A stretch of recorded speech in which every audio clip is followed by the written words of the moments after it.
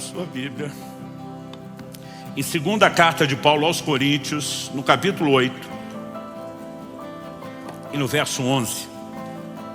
Eu vou ler na Nova Almeida atualizada, segunda aos Coríntios, capítulo 8, verso 11. O texto sagrado diz assim: terminem agora a obra começada, para que assim como mostraram boa vontade no querer, assim também completem essa obra, dando de acordo com o que vocês têm. O apóstolo Paulo está falando a respeito de uma oferta combinada, programada, planejada, e o que ele fala não se limita à oferta. É importante que a gente reconheça que está dentro de um contexto, mas ele diz: terminem agora a obra começada, para que assim como mostraram boa vontade no querer, também completem essa obra. A NVI traduziu esse texto assim: agora completem a obra para que a forte disposição de realizá-la seja igualada em zelo, ou pelo zelo, em concluí-la. Eu quero mexer no assunto que eu acredito que tem prejudicado não só a vida natural, mas inclusive a vida espiritual de muita gente. E o tema da minha mensagem hoje é: pare de procrastinar. Pastor, o que é que significa procrastinar? Transferir para outro dia, deixar para depois, adiar, delongar, postergar. É deixar de fazer logo aquilo que poderia, ser concluído. Então a palavra de Deus está falando: vocês têm que terminar a obra começada, que assim como houve boa vontade no querer, tem que completar a obra, Eu gostei dessa tradução da NVI, que a forte disposição de realizá-la seja igualada pelo zelo em concluí-la. Uma das frases que eu mais me lembro de meu pai repetir em tom de advertência, crítica, cobrança, o que quer que seja, dentro de casa, era sobre o que ele chamava de obras inacabadas. Aquilo que a gente começa e não termina, ou aquilo que a gente nem começa porque a gente sempre está adiando, sempre está deixando para depois. Eu era ainda um adolescente, eu li um livro do finado Miles Monroe a respeito do potencial. Eu lembro que eu fiquei chocado com uma frase na introdução, onde ele justificava o porquê ele escreveu o livro. Ele dizia algo mais ou menos assim: depois de 30 e tantos anos, eu não consigo talvez ser preciso em lembrar as palavras, mas ele falava algo mais ou menos assim: os maiores depósitos de riqueza do mundo não são as minas de diamante ou ouro da África, nem os poços de petróleo do Oriente Médio, nem os minérios da Amazônia. Ele dizia: na verdade, eles podem ser encontrados perto da sua casa. Eles estão nos cemitérios. São milhões de projetos que nunca foram realizados. São milhões de sonhos que nunca foram executados. E a história de muita gente, a história e o curso da humanidade poderia ter sido mudado se esses projetos tivessem sido colocados em execução. Talvez o maior desperdício que aconteça no mundo diz respeito ao potencial do que Deus nos deu para fazer e realizar, e que de alguma forma nós não fazemos, não apenas porque acordamos uma manhã dizendo: não quero fazer o que eu sonhei um dia, mas por causa dessa mania de não começar, ou começar e não terminar. Então, usando a terminologia bíblica, terminem agora a obra começada, eu quero te trazer essa advertência e de alguma forma te encorajar para a forma como você vai lidar com o próximo ano. Nessa virada de ano, eu gostaria que você de fato pudesse considerar o que é que a palavra de Deus tem a dizer a respeito do assunto. Eu tomei um texto como ponto de partida, mas eu quero te apresentar aqui uma enxurrada de exemplos bíblicos relacionados ao assunto. E Romanos 15:4 diz que tudo quanto foi escrito, para nosso ensino foi escrito. Todo esse volume, acredite, eu não estou esgotando o que a gente poderia conversar, todo esse volume de exemplos bíblicos registrados estão lá, como diz 1 Coríntios capítulo 10, verso 11, para nosso exemplo, para nossa advertência. Então que a gente possa ouvir a palavra de Deus. Estava conversando com a família ontem sobre o assunto que iria pregar. Meu genro fez uma observação. Ele disse que o ditado "não deixe para amanhã o que você pode fazer pode fazer hoje", na versão procrastinadora seria mais ou menos: por que fazer hoje o que você pode deixar para amanhã? As pessoas têm literalmente invertido essa prática. Então eu quero chamar a atenção da sua parte para algumas situações registradas na Bíblia onde houve procrastinação. A primeira delas que me chama a atenção está em Gênesis, no capítulo 19. Eu quero ler dos versos 12 a 16. Eu vou passar rápido, eu vou ler rápido os textos. Não vou esperar você abri-los. Se você quiser pode ir tomando nota, né? Porque a gente tem que derramar esse volume de informação e conteúdo em menos tempo. O texto diz assim: então os homens aqui são os anjos enviados para destruir Sodoma e Gomorra. Então os homens disseram a Ló, sobrinho de Abraão: você tem aqui mais alguém dos seus? Genro, filhos, filhas, todos quantos você tem na cidade, faça-os sair daqui, pois vamos destruir esse lugar. Porque o seu clamor tem aumentado, chegando até a presença do Senhor. E o Senhor nos enviou a destruí-lo. Então Ló saiu e foi falar com os seus genros, os que estavam para casar com as suas filhas. Ele disse: levantem-se e saiam desse lugar, porque o Senhor vai destruir a cidade. Mas eles pensaram que Ló estava brincando. Para pensar que Ló estava brincando, tinha trollagem desde os tempos antigos. O texto continua e diz assim: ao amanhecer os anjos apressaram Ló, dizendo: levante-se, pegue a sua mulher e as suas 2 filhas que aqui se encontram, saia daqui, para que você não morra quando a cidade for castigada. Como porém ele se demorasse, aqueles homens o pegaram pela mão, a ele, a sua mulher e as 2 filhas, sendo-lhe o Senhor misericordioso, e o tiraram e o puseram fora da cidade. Gente, como alguém que é visitado por anjo recebe a notícia: isso tudo vai ser destruído, some daqui, chispa, desapareça, precisa ficar sendo pressionado, cobrado e no final arrastado para fora da cidade, pela misericórdia de Deus. O que leva alguém a agir dessa forma? Nós não estamos falando de um camarada que atrasou se preparando para um casamento, para algo assim. É simplesmente a hora de alguém gritar: salve-se quem puder, e você simplesmente corresponder a um comissionamento divino. Mas de alguma forma existe no ser humano uma inclinação e uma capacidade a protelar, até mesmo em coisas urgentes e de extrema importância, né? O que é que será que levou Ló a demorar? Será que é o fato de não ter conseguido convencer os genros e talvez tentar mais? Será que era talvez uma demonstração de apego àquilo que era material, imaginando: eu vou perder isso tudo, e de repente o coração está preso naquilo? Nós sabemos que sua mulher agiu assim, porque ao saírem da cidade o anjo diz: não olhe para trás, e a mulher de Ló desobedeceu e olhou para trás. Mas embora a Bíblia não seja clara sobre o motivo dessa relutância em salvar a própria vida, é evidente que o camarada está sendo lento a ponto de ser cobrado, apressado e depois arrastado para fora pelos anjos de Deus. O que o leva, né, o levou a agir assim, o que leva as pessoas a agir assim. Eu quero te dar um outro exemplo bíblico. Êxodo capítulo 4. De 24 a 26, fala de um momento onde Moisés, para quem o Senhor apareceu na sarça e o envia de volta ao Egito com a missão de libertar o seu povo de Israel. Agora ele pega a família, ele está na viagem para o Egito para executar uma missão que recebeu de Deus. E olha o que esse texto diz: estando Moisés no caminho, numa estalagem, o Senhor o encontrou e quis matá-lo. Então Zípora pegou uma pedra afiada, cortou o prepúcio de seu filho e com ele tocou os pés de Moisés e disse: sem dúvida, você é para mim um marido de sangue. Assim o Senhor o deixou. Ela disse: marido de sangue, por causa da circuncisão. Gente, nós sabemos que Deus não é bipolar. Os capítulos 3 e 4 de Êxodo mostram Deus convencendo Moisés a corresponder ao seu chamado. Deus o envia ao Egito porque quer usá-lo. Agora, no meio do caminho, Deus aparece na estalagem para matá-lo. Então será que Deus não estava decidido sobre o que queria? Evidente que Deus sabia muito bem o que queria. Mas a partir do momento em que Moisés se dispõe e diz: eu atendo o seu chamado e vou, Deus diz: bonitão, se você vai fazer a minha obra, é do meu jeito e não do seu. Havia uma aliança firmada com Abraão, o primeiro patriarca, de que todo macho na família tinha que ser circuncidado. Essa aliança vem sendo guardada e obedecida por gerações, por séculos. E por algum motivo, nós vemos que Moisés não circuncidou seu filho. Eu vou te dizer o que esse texto me faz pensar. O motivo é que ele se casou com uma mulher gentia. Não era parte da cultura daquele povo circuncidar o filho.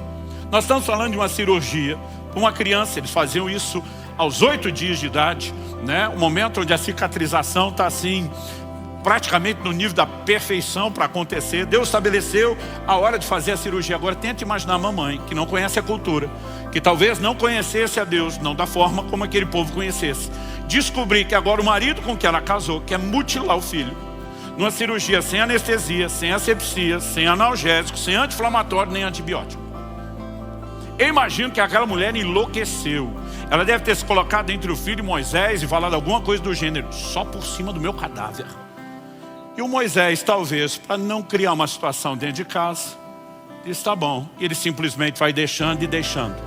E agora, quando Deus aparece e vem para cima dele, a mulher entende. O texto não é claro sobre o que Deus está falando com ele, mas a mulher entende, corre circuncidar, mas ainda assim joga na cara de Moisés: você é um marido sanguinário, você me obrigou a fazer isso. Eu percebo muita gente protelando e procrastinando decisões importantes, porque simplesmente não conseguem unir a família em torno de um projeto, de entender a importância de algumas coisas, e elas não percebem o que elas realmente estão fazendo. Talvez Moisés pensou: estou evitando um conflito e criando um com Deus. Não tem nada de sábio nem de inteligente nisso. Daqui a pouco eu falo sobre a questão da circuncisão. Segundo Crônicas, capítulo 24, de 4 a 6. A Bíblia fala da restauração do templo nos dias do rei Joás. E o texto diz assim: depois disso, Joás decidiu restaurar a casa do Senhor. Reuniu os sacerdotes e os levitas e lhes disse: vão pelas cidades de Judá e levantem de todo Israel dinheiro para que todos os anos sejam feitos reparos no templo de seu Deus, e façam isso depressa. Porém os levitas não se apressaram. Então o rei mandou chamar o sumo sacerdote Joiada e lhe perguntou: por que você não exigiu que os levitas trouxessem de Judá e de Jerusalém o imposto que Moisés, servo do Senhor, pôs sobre a congregação de Israel para tendo o testemunho?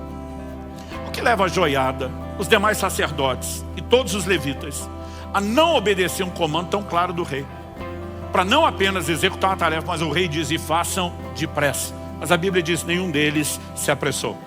Eu fico me perguntando o que é que passou pela cabeça dessa tribo sacerdotal. Será que o pensamento foi: quem decide as coisas do ministério somos nós e não ele? Será que eles simplesmente estavam no lugar de uma incapacidade de perceber que quando eles mesmos é que deveriam ensinar a lei de Moisés, o rei está cobrando que o que Moisés determinou na lei por direção de Deus seja feito? Eu não sei exatamente o que foi, mas de alguma forma a procrastinação está ali, né? E o rei precisa interferir para que o projeto seja executado. Quando chegamos no Novo Testamento, eu não vou me estender muito nesses exemplos, eu quero apresentar mais alguns que são desculpas que foram dadas a Jesus. Lucas capítulo 9, de 59 a 62, diz assim: a outro Jesus disse: siga-me. Mas ele respondeu: Senhor, deixe-me ir primeiro sepultar meu pai. Mas Jesus insistiu: deixe que os mortos sepultem os seus mortos. Você, porém, vá e anuncie o reino de Deus. Outro lhe disse: Senhor, quero segui-lo, mas permita que antes disso eu me despeça das pessoas da minha casa. Mas Jesus lhe respondeu: ninguém que põe a mão no arado e olha para trás é apto para o reino de Deus. Há uma série de especulações entre os estudiosos e os comentaristas bíblicos sobre o que significa a frase: deixe-me ir primeiro sepultar meu pai. Mas é praticamente um consenso, ninguém acredita que o pai tinha acabado de morrer. Em primeiro lugar, porque se isso tivesse acontecido, o sepultamento ele não acontecia num prazo tão curto como o nosso. A lei determina que em 24 horas, né, a partir de constatada a morte, o corpo tenha sido sepultado por questões, né, de saúde. Mas eles tinham o hábito de embalsamar os seus mortos, algo que aprenderam desde o tempo em que viveram no Egito. E normalmente havia tempo para se chorar, para se lamentar os mortos. Aqui eles estavam fazendo isso antes do sepultamento. Normalmente pela proximidade e o contato com o cadáver, e um filho dificilmente, eu não vou dizer impossível, mas dificilmente não teria tido contato com o corpo morto do pai. Não poderia estar em público com outras pessoas, ele era considerado impuro. Outras pessoas acreditam que isso se trata do segundo sepultamento, que é quando de fato, né, todo o corpo havia se decomposto e sobravam só os ossos, né, porque aquela capacidade de embalsamar não era no nível das múmias dos faraós, que ainda podem ser encontradas. Então aquilo tinha prazo de validade, era estendido, mas tinha. E depois os ossos eram movidos, como José pediu que movessem os seus ossos quando saiu do Egito. Alguns chamam isso de o segundo sepultamento. Mas o que quer que seja que esteja em discussão, a maioria dos comentaristas, e eu vou com eles, acreditam no seguinte: Normalmente, o filho tomava decisões e tinha responsabilidade, se tratando do filho mais velho, quando o pai morria. Ele passava a ser o responsável pela casa. A maioria acredita que esse cara está dizendo, quando meu pai morrer e eu finalmente estiver livre para tomar as decisões pela família, eu farei isso. Em qualquer uma das possibilidades, ele está olhando para o próprio Jesus e dizendo, o que o Senhor falou é legal, eu só não vou fazer logo. Eu também não sei dizer quando é que eu vou fazer, mas uma hora eu quero fazer. É a conversa do procrastinador, né? O segundo, ele simplesmente diz, me permita que eu me despeça das pessoas da minha casa. E aqui nós podemos imaginar que Jesus não está apenas avaliando a conversa. Daqui a pouco eu quero que você veja que quando Elias joga a capa sobre Eliseu, ele pede para despedir da família. E o Elias dá o joinha para Eliseu e diz, tudo bem. Até porque você vai ver que é um movimento rápido. Aqui nós podemos imaginar, né, que o Senhor está lendo o coração da pessoa e não apenas a sua resposta. Mas igualmente Jesus diz, aquele que põe a mão no arado e olha para trás, não é apto para o reino de Deus. E eu percebo que várias pessoas, elas demonstram um mix de sentimentos que acabam falando mais alto do que as suas prioridades. O que eu sinto sobre minha casa, o que eu sinto sobre a família, o que eu sinto sobre os meus projetos. E mesmo diante de um chamado direto da boca do próprio Senhor Jesus, elas têm dificuldade de estabelecer e definir as suas prioridades. O contraste desses exemplos bíblicos de gente procrastinando são textos, eu quero dividir isso em dois grupos, situações onde a Bíblia registra que não houve procrastinação. Nesse grupo que não procrastinou, eu quero dividir os exemplos em dois, subdividir em dois grupos. Os que agiram imediatamente e aqueles que refletiram antes de agir, mas também não demoraram para agir. Os que agiram imediatamente. Em Gênesis, no capítulo 17, no verso 23, a Bíblia nos mostra que depois que Deus falou com Abraão, institui a aliança da circuncisão por meio de uma revelação clara. O texto de Gênesis 17, 23, naquele mesmo dia, tipo, ele nem deixou para depois. Naquele mesmo dia, Abraão tomou seu filho Ismael e todos os escravos nascidos em sua casa e todos os que ele tinha comprado com seu dinheiro, todos os do sexo masculino que havia em sua casa, e circuncidou a carne do prepúcio de cada um, como Deus lhe havia ordenado. Então a atitude de Abraão é mais ou menos, Deus falou, está falado, bora cumprir, bora executar. A mesma atitude é demonstrada em Gênesis 22, quando Deus fala com Abraão e diz, eu quero que você me ofereça seu filho, seu único filho, o filho a quem você ama, né? Eu brinco que parece que Deus está dificultando. Se falar só o filho já era difícil, agora diz seu filho, seu único filho, o filho que você ama, e eu quero que você me ofereça em sacrifício. Gênesis 22, 3 diz, na manhã seguinte, Abraão levantou-se de madrugada. Então, ele simplesmente espera o momento que está próximo do amanhecer, mas antes mesmo da luz sair, ele se levanta e diz, vamos fazer o que Deus executou. O que se Deus falou, está falado. Em 1 Reis, no capítulo 19, de 19 a 21, nós temos o chamado de Eliseu, que eu mencionei agora há pouco. O texto sagrado diz, Elias saiu dali e encontrou Eliseu, filho de Safate, que estava lavrando com 12 juntas de bois adiante dele. Ele estava com a 12ª junta. Elias passou por ele, lançou o seu manto sobre ele. Então Eliseu deixou os bois, correu atrás de Elias e disse, deixa-me beijar o meu pai e minha mãe, então eu seguirei. Elias respondeu, vai e volte, pois você já sabe o que fiz com você. Eliseu voltou para trás, pegou a junta de bois e os sacrificou.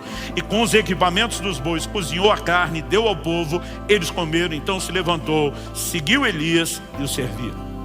Ele despede da família, ele despede das pessoas à volta, ele simplesmente sacrifica o instrumento de trabalho, ele não termina o que ele estava fazendo o arado, e ele imediatamente se dispõe para cumprir o seu chamado. É o que nós lemos em Marcos no capítulo 1, no verso 18, o chamado dos irmãos Pedro e André, quando Jesus simplesmente passa por eles e os chama. A Bíblia registra, Marcos 1, 18, eles deixaram imediatamente as redes e o seguiram. Algo curioso que você vai perceber é que Deus nunca chamou ninguém para fazer coisa nenhuma que estivesse desocupado. Nunca, você não vai achar um exemplo bíblico. Todo mundo que Deus chamou estava trabalhando. Porque se não trabalha no que é natural, com certeza vai fazer corpo mole para aquilo que é espiritual. E sabe, muitas vezes nós separamos demais as coisas. Nós espiritualizamos demais. A gente acha que procrastinar na vida natural não tem nada a ver com a forma de vivemos a vida espiritual. Mas a verdade é que nós refletimos na vida espiritual os valores e as práticas que nós temos naquilo que é natural. E o Senhor está atrás não só de gente que trabalha, mas de gente que consiga dizer, eu vou te atender e eu vou fazer logo aquilo que o Senhor está mandando, aquilo que o Senhor está determinando. Em Atos 16, 10, nós temos a resposta de Paulo. A Bíblia diz que à noite ele tem uma visão de um jovem da Macedônia que aparece a ele e diz, passa a Macedônia e ajuda-nos. E Atos 16, 10 registra, assim que Paulo teve a visão, imediatamente procuramos partir para aquele destino. Respostas instantâneas, imediatas, sem nenhuma enrolação, sem nenhuma procrastinação. Pastor, mas teve gente que não agiu assim tão depressa? Tem. Pelo menos 2 exemplos que merecem a minha e a sua atenção. São aqueles que refletiram antes de agir. Mas mesmo nesse grupo você não vê uma demora na reflexão e nem vê uma demora no pós-reflexão, que diz respeito à ação. O primeiro deles, José, que teria a honrosa, gloriosa e grande missão de ser a figura paterna na criação de Jesus. A Bíblia diz em Mateus, no capítulo 1, de 18 a 20, o seguinte, o nascimento de Jesus Cristo foi assim. Maria, sua mãe, estava comprometida para casar com José, mas antes de se unirem, ela se achou grávida pelo Espírito Santo. José, com quem Maria estava para casar, sendo um homem justo e não querendo envergonhá-la em público, resolveu deixá-la sem que ninguém soubesse. Deixa eu fazer uma pausa antes de continuar a leitura. Você acha que a primeira coisa que passou na cabeça de José é, minha noiva prometida a mim, viver uma experiência sobrenatural que nunca aconteceu antes, nem acontecerá depois? A primeira reação de José é simplesmente trabalhar com a lógica. Se ela está grávida, ela não foi fiel. Mas a Bíblia diz que porque ele era justo, ele simplesmente toma a decisão. Eu vou deixá-la em silêncio. Eu não quero que ela seja difamada. Alguns acreditam que ele poderia aplicar a lei de Moisés, exigir que ela fosse morta. O coração dele é correto, mas olha o que diz a continuação do texto. Enquanto ele refletia sobre isso, eis que lhe apareceu em sonho um anjo do Senhor dizendo, José, filho de Davi, não tenha medo de receber Maria como esposa, porque o que nela foi gerado é do Espírito Santo. Tem muita gente tomando decisão impulsiva, naquele calor do momento, onde os sentimentos estão acesos, onde você não conseguiu enxergar ou avaliar ou ponderar todas as coisas, e muita bobagem acontece aí. Esse homem que Deus soube escolher era um homem sábio. Ele está pensando, ele já tem mais ou menos seu plano, mas ele diz, deixa eu refletir um pouco mais. E essa posição dele de dizer, deixa eu refletir um pouco mais, permite que ele tenha tempo, antes de tomar as decisões, de ouvir a Deus. Mas tão logo ele ouve a direção de Deus, de pronto, ele simplesmente age e obedece o comando que lhe foi dado. E eu e você precisamos ser gratos a Deus por isso, porque um plano gigantesco da redenção da humanidade estava em jogo. Em Atos, no capítulo 10, nós lemos que o apóstolo Pedro estava orando e teve uma visão. E a Bíblia nos fala o seguinte, versos 19 e 20 de Atos 10. Enquanto Pedro meditava a respeito da visão, o Espírito lhe disse, estão aí 3 homens à sua procura. Portanto, levante-se, desça e vá com eles sem hesitar, porque eu os enviei. E o que você vai ler depois no verso 23, é que ele recebe essas pessoas, dá pouso a eles, e no dia seguinte, todo mundo já sai de viagem, porque eram 2 dias de viagem, 60 quilômetros de trajeto para caminharem a pé. Eu não quero de forma alguma fazer parecer que refletir seja ruim. Quando nós falamos de procrastinar, é algo que toda hora está sendo empurrado, toda hora está sendo empurrado. Não, segunda eu vou começar a dieta. Mas na segunda, ele diz, pode ser na outra segunda, porque afinal de contas, qualquer segunda está no seu dia. Então existem coisas que vão sendo prorrogadas de forma indefinida. Existem outras que você pode chamar de planejamento estratégico. Tem hora que não adianta sair correndo sem entender com clareza o que te aguarda. Provérbios diz no capítulo 20, no verso 25, é uma armadilha dizer precipitadamente, isso é santo, e só refletir depois de fazer o voto. Então a Bíblia está dizendo, é importante que você reflita antes de tomar decisões. Agora, o que você não pode, em nome da reflexão, passar a vida inteira refletindo e nunca tomar a tal da decisão de fazer aquilo que tem que ser feito ou de completar aquilo que foi começado. Nós vemos o próprio Jesus falando em Lucas, no